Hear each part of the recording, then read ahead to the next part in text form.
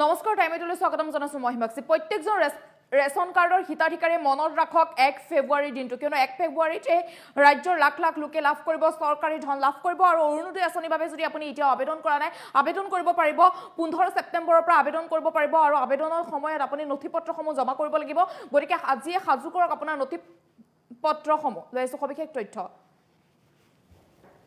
1 ফেব্ৰুৱাৰীৰ পৰা ৰাজ্যৰ প্ৰতিটো সমষ্টিৰ মহিলাই লাভ কৰিব চৰকাৰী ধন নতুনকৈ 12 লাখ মহিলাই লাভ কৰিব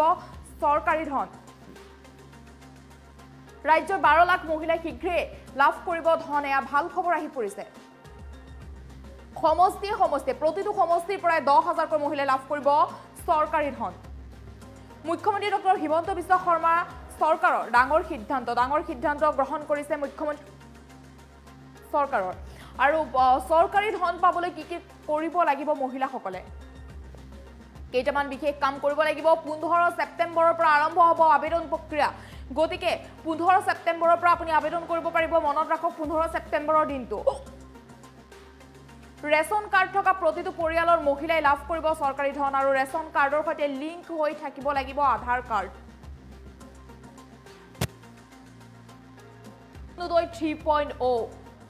অৰুণোদয় 3.0 জৰিয়তে আপুনি আবেদন কৰিব পাৰিব এয়া অৰুণোদয় আঁচনি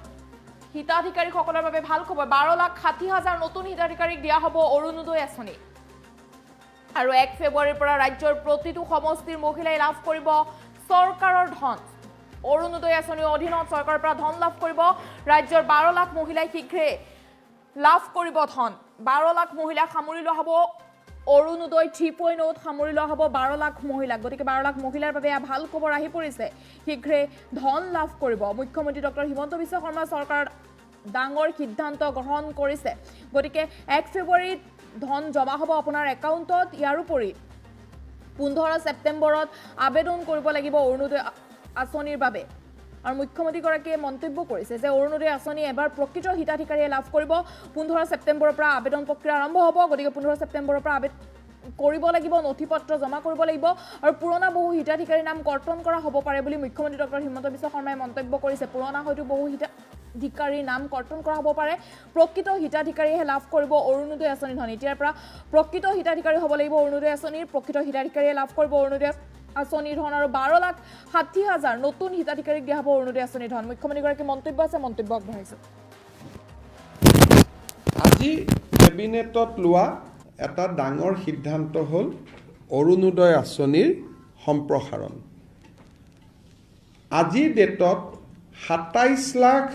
ব্যক্তিয়ে অৰুণোদয়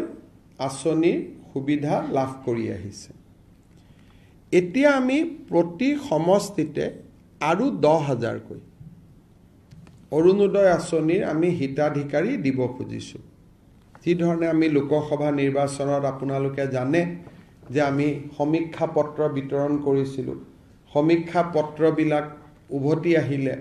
তাতে আমি দেখা পালোঁ যে 10-12 লাখ মানুহৰ হাতত অৰুণোদয় নাই সেইকাৰণে আমি অৰুণোদয় আঁচনিখনত নতুনকৈ 12,60,000 নতুন হিতাধিকাৰীক আমি অন্তৰ্ভুক্ত কৰিবলৈ সিদ্ধান্ত লৈছোঁ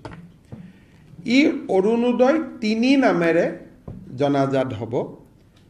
অৰুণোদয় 2ৰ বেনিফিচিয়াৰীসকলেও 3ৰ বাবে নতুনকৈ আবেদন কৰিব লাগিব আৰু 3ত নতুনকৈও আবেদনকাৰী অন্তৰ্ভুক্ত হ'ব এই অৰুণোদয় 3ৰ প্ৰক্ৰিয়াটো 15 ছেপ্টেম্বৰৰ পৰা আৰম্ভ হ'ব আৰু আমি 1 ফেব্ৰুৱাৰীত নতুন হিতাধিকাৰীসকলক আমি অৰুণোদয় আঁচনি দিয়া আৰম্ভ কৰিম তেতিয়ালৈকে পুৰণা অৰুণোদয় হিতাধিকাৰীসকলে নিৰন্তৰভাৱে অৰুণোদয় পাই থাকিব কিন্তু যেতিয়া 1 ফেব্ৰুৱাৰীত আমি নতুন অৰুণোদয় দিব যাম পুৰণা বেনিফিচিয়াৰী 2-এজন হয়তো তেওঁলোকৰ কোনোবাৰ ঘৰত চাকৰি পালে কোনোবাৰ ঘৰত গাড়ী কিনিলে বিভিন্ন কাৰণত তেওঁলোকে নাপাব কিন্তু এইবাৰ অৰুণোদয় এটা আমাৰ কণ্ডিশ্যন হ'ল যে ৰেচন কাৰ্ড থকা মানুহে অৰুণোদয় পাব ৰেচন কাৰ্ড নাথাকিলে অৰুণোদয় নাপায় ৰেচন কাৰ্ড থাকিলে অৰুণোদয়টো কিয় পাব ৰেচন কাৰ্ডবোৰ আধাৰ লিংক গতিকে অট'মেটিক অৰুণোদয়টো তেতিয়া আধাৰ লিংক হৈ যাব নহ'লে মই যোৱাবাৰ আপোনালোকক কৈছোঁ যে বহুত সময়ত কিছু অৰুণোদয় বেনিফিচিয়াৰীত কিছুমান মানুহৰ নাম সোমাইছে যাক বিচাৰি পাব দিগদাৰী হয় পিছত। আজি কেবিনেটত লোৱা এটা ডাঙৰ সিদ্ধান্ত হ'ল অৰুণোদয় আঁচনিৰ সম্প্ৰসাৰণ। আজিৰ ডেটত ২৭ লাখ ব্যক্তিয়ে অৰুণোদয় আঁচনিৰ সুবিধা লাভ কৰি আহিছে। এতিয়া আমি প্ৰতি সমষ্টিতে আৰু ১০,০০০কৈ অৰুণোদয় আঁচনিৰ আমি হিতাধিকাৰী দিব খুজিছোঁ। যিধৰণে আমি লোকসভা নিৰ্বাচনত আপোনালোকে জানে যে আমি সমীক্ষা পত্ৰ বিতৰণ কৰিছিলোঁ। সমীক্ষা পত্ৰবিলাক উভতি আহিলে তাতে আমি দেখা পালোঁ যে ১০-১২ লাখ মানুহৰ হাতত অৰুণোদয় নাই। সেইকাৰণে আমি অৰুণোদয় আঁচনিখনত নতুনকৈ ১২,৬০,০০০ নতুন হিতাধিকাৰীক আমি অন্তৰ্ভুক্ত কৰিবলৈ সিদ্ধান্ত লৈছোঁ। ই অৰুণোদয় ৩ নামেৰে জনাজাত হ'ব। অৰুণোদয় ২ৰ বেনিফিচিয়াৰীসকলেও ৩ৰ বাবে নতুনকৈ আবেদন কৰিব লাগিব আৰু ৩ত নতুনকৈও আবেদনকাৰী অন্তৰ্ভুক্ত হ'ব।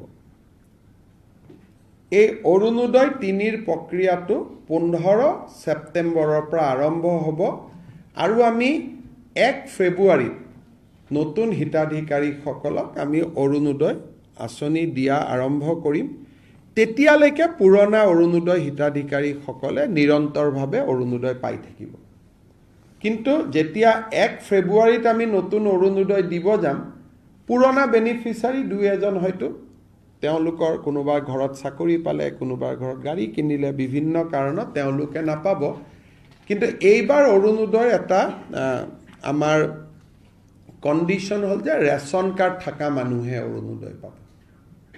ৰেচন কাৰ্ড নাথাকিলে অৰুণোদয় নাপায়। ৰেচন কাৰ্ড থাকিলে অৰুণোদয়টো কিয় পাব? ৰেচন কাৰ্ডবোৰ আধাৰ লিংক, গতিকে অট'মেটিক অৰুণোদয়টো তেতিয়া আধাৰ লিংক হৈ যাব। নহ'লে মই যোৱাবাৰ আপোনালোকক কৈছোঁ যে বহুত সময়ত কিছু